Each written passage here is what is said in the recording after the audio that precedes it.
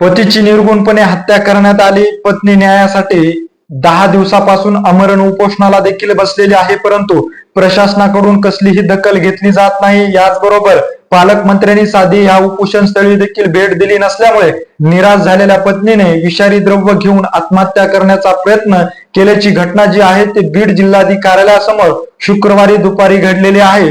शुक्रवारी दुपारी बीड जिल्हाधिकारी कार्यालयासमोर विलास गुले या हत्या प्रकरणातील सह आरोपी म्हणून सौरव सोनवणे यांना अटक करण्यात यावी या मागणीसाठी गेल्या 10 दिवसापासून रमेश गुलेसह आई व पत्नी देखील आमरण उपोषणाला बसलेले आहेत. त्या उपोषणाची प्रशासनाकडून गेल्या 10 दिवसामध्ये कसलीही दखल न घेतल्यामुळे याचबरोबर आज बीड जिल्ह्याच्या दौऱ्यावर बीड जिल्ह्याच्या पालकमंत्री तसेच राज्याच्या उपमुख्यमंत्री असलेल्या सुनित्राताई पवार देखील आले आहेत, परंतु सुनित्राताई पवारांनी ह्या उपोषणस्थळी भेट न दिल्यामुळे निराश झालेल्या पत्नीने अखेर विषारी द्रव्य घेऊन आत्महत्या करण्याचा प्रयत्न जो आहे तो केलेला आहे.